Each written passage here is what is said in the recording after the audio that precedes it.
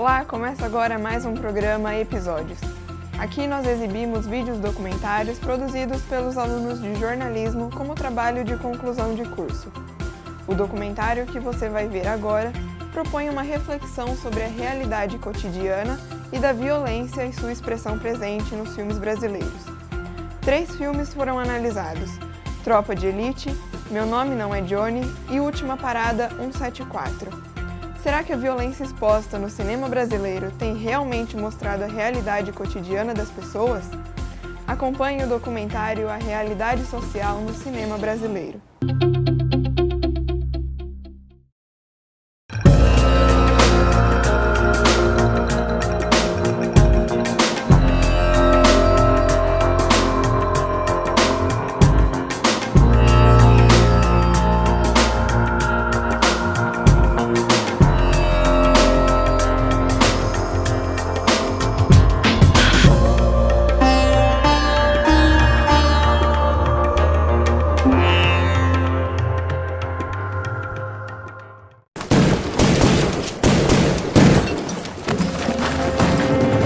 Tira essa roupa preta.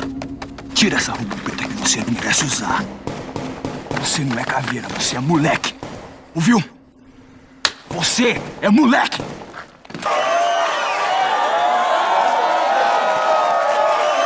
E aí, galera?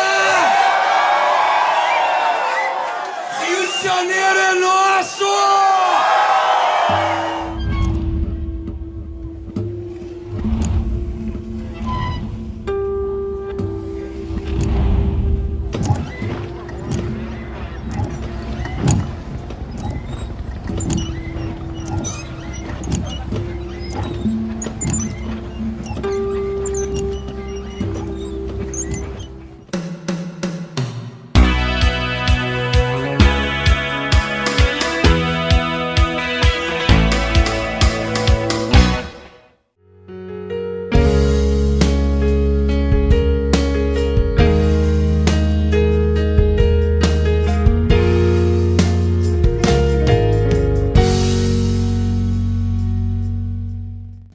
O cinema da retomada ele é considerado assim, mais a partir do governo Fernando Henrique.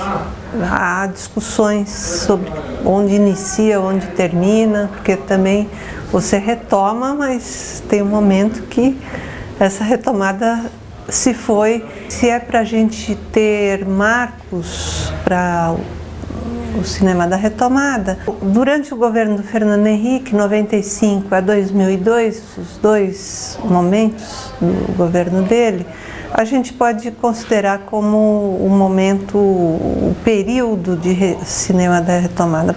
Eu acho que todos os filmes produzidos no Brasil de 2000 para cá, ou o que a gente chama do cinema da retomada, que é o período que vem da democratização do Brasil, já desde o final dos anos 80, 90 em diante, como também anteriormente, mas o cinema sempre buscou essa comunicação.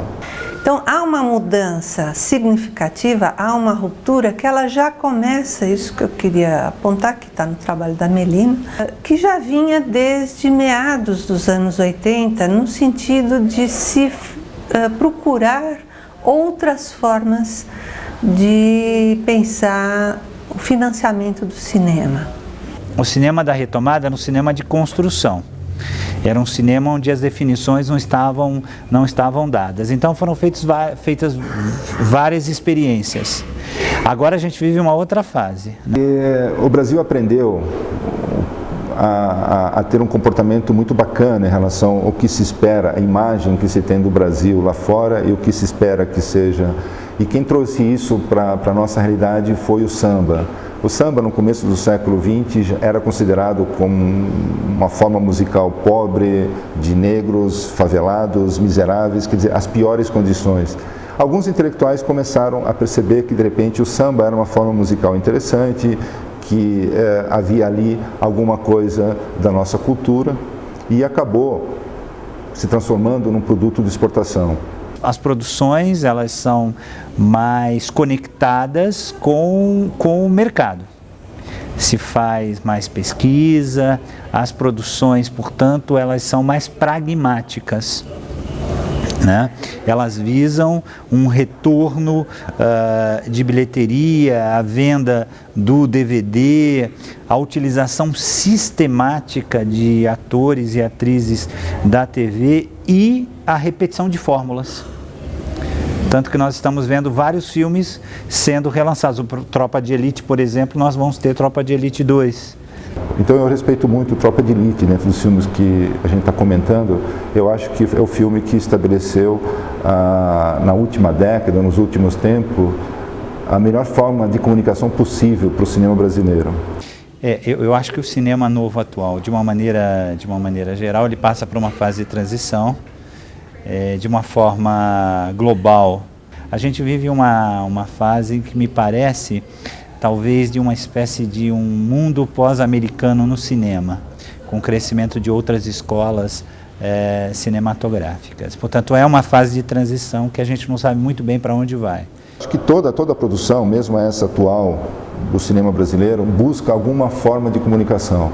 A visão que o exterior tem do Brasil é um pouco, né, a visão das classes sociais subalternizadas, da violência urbana, que os produtores têm uma preocupação de impactar não só o mercado interno, mas o mercado externo mais amplo, explorando de forma um tanto quanto estereotipada, com um certo oportunismo, né, situações sociais muito drásticas. O cinema, como a televisão, como todas as mídias, estão muito centradas na vida urbana, nos grandes centros, nos processos de industrialização e todas as consequências geradas por essa modernização do Brasil. Você acha que essa realidade mostrada influencia a sociedade? Influencia. O cinema, historicamente, ele promove o agendamento da sociedade, o que vai ser discutido, ele cria hábitos, ele exerce aquilo que a gente chama de um poder suave, né? Um soft power que direciona os comportamentos sociais. Eu acho que o fenômeno mais recente nesse sentido é o Tropa de Elite. Né? Um fenômeno sobre todos os aspectos, né? E talvez até mais do que produções televisivas, a gente percebia no dia a dia as pessoas comentando o filme, a trilha sonora do filme fez grande sucesso. Agora, eu acho que a Tropa de Elite, em termos de comunicação, é um filme que foi super feliz porque ele caiu no imaginário popular. Eu acho que o bordão que se repetiu durante muito tempo do Capitão Nascimento virou praticamente um bordão que todo mundo usava. Pede pra sair! Pede pra sair! Pede pra sair! Pede pra sair, senão você vai sair! Quando acontece esse tipo de fato, torna-se do domínio popular, isso é muito importante. Isso significa que o filme atingiu o seu objetivo de se comunicar com o público. O cinema, ele é, de certa maneira, um comentário sobre o país onde está sendo feito e sobre aquele momento histórico. Ele não pode fugir disso. O cinema, você pode fazer um cinema de fantasia que não guarde nenhuma relação com a realidade imediata, mas certamente uma digamos assim, dos pilares do cinema é esse comentário social. Então, o Brasil é um país que, nesse aspecto, se especializou em pegar aquilo que é uma visão exótica, que os outros querem que nós tenhamos. O que vem de bem lá fora é a violência, é a malandragem, é a corrupção. Estamos falando de histórias reais, elas não vão ser, e elas têm um componente de violência, seria uma fraude se você tirasse esse componente e dissesse que a realidade é cor-de-rosa. No caso do filme, eu acho que é o que dá uma visão mais realista disso. É assim, a situação é essa. Quando você faz um cinema comentando a realidade à sua volta, nunca deixa de ser você apontar o dedo para aquela realidade, como se você estivesse dizendo, isso precisa ser solucionado. O ponto de vista do cineasta a respeito do assunto que ele está abordando e como ele transmite esse ponto de vista para o público do cinema. O produtor, ele hoje é mais importante do que o diretor no cinema brasileiro. O produtor que vai delinear, né, a linha do roteiro, o caminho mercadológico que o filme pretende percorrer, isso tem sido muito mais impositivo, né? No entanto, apesar de ser ficção, apesar de ter uma linguagem diferenciada, esses filmes expressam realidades. Como toda boa ficção, o contador de história traz para dentro da ficção elementos da realidade.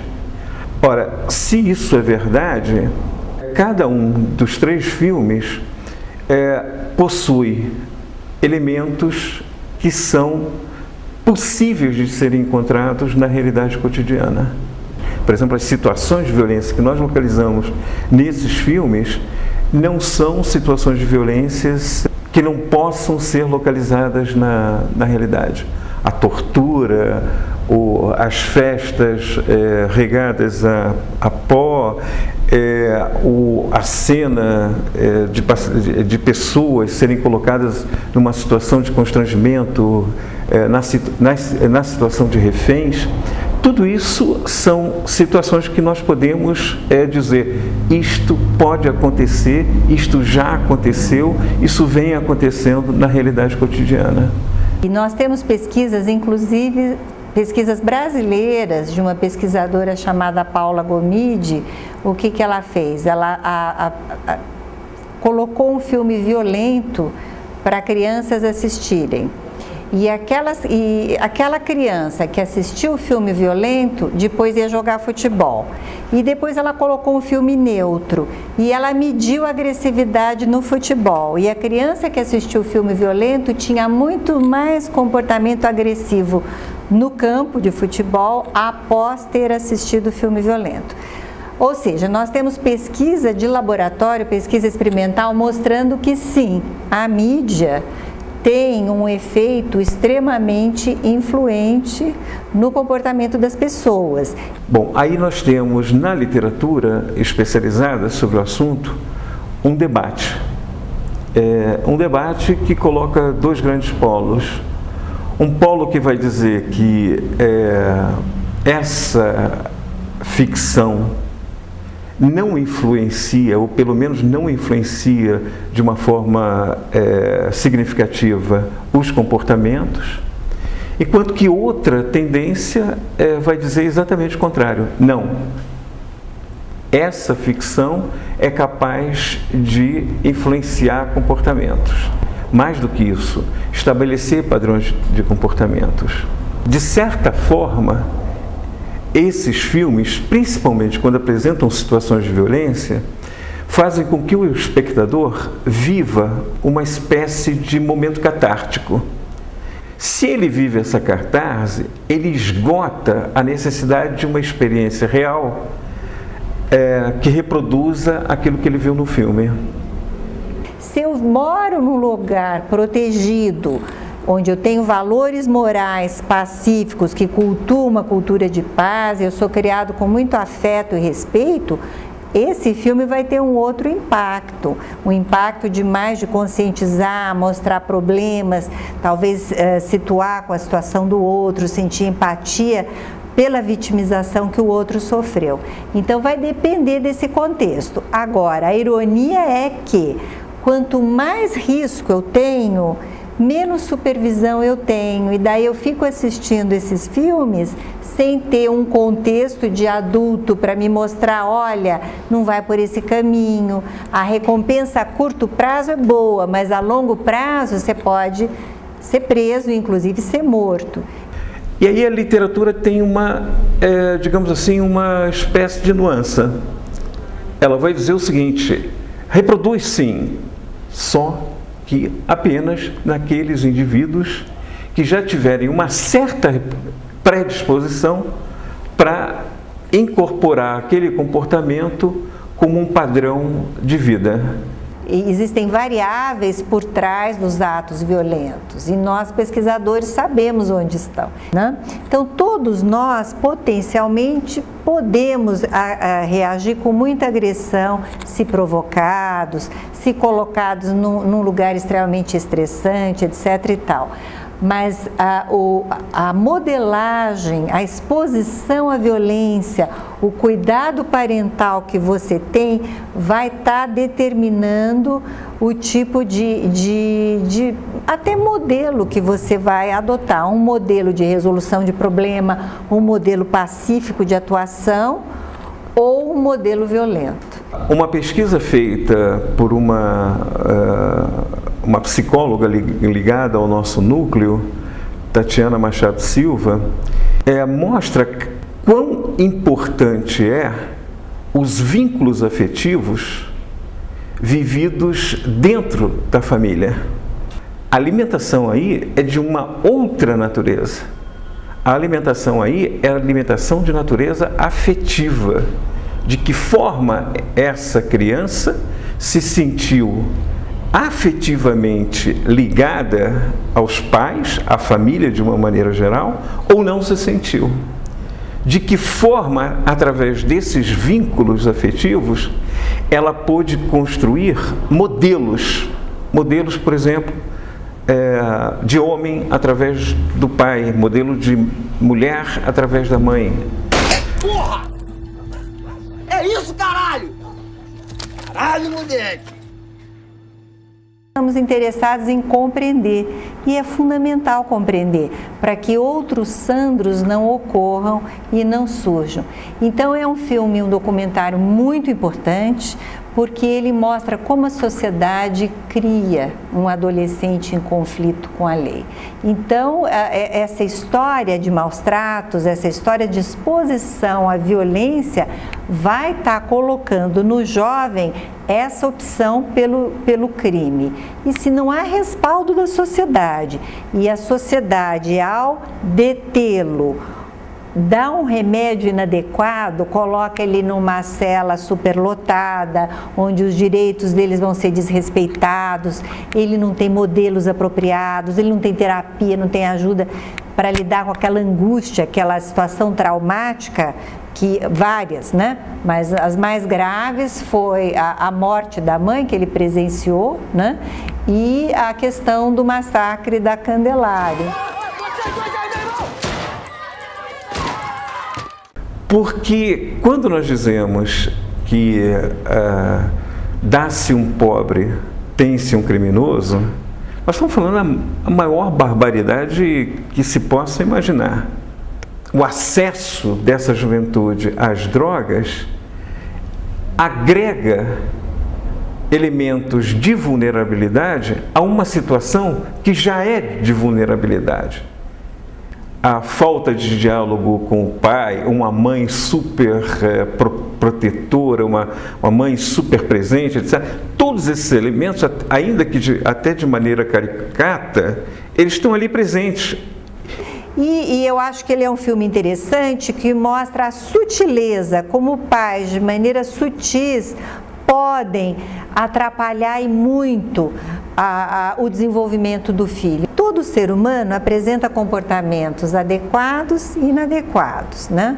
Então, no caso do herói, entre aspas, da tropa de elite, o que é interessante é ver a angústia dele e o estresse que ele sofre a ponto dele ter reações psicossomáticas, quase vomitar, de ir no banheiro, de ter quase que uma crise de pânico. Então é muito interessante para ver que aquele cara machão, durão, que está lá dando tiro, é um ser humano, como qualquer um de nós, e que sente medo, sente angústia, né? Isso para a polícia é muito importante. Apesar de nós reconhecermos que esse tipo de comportamento só vai ser reproduzido em alguns tipos de pessoas, isso é suficiente para que nós eliminemos essa linguagem, a linguagem da violência, dos filmes em geral, da produção artística em geral? Essa é uma pergunta que é um debate para a sociedade.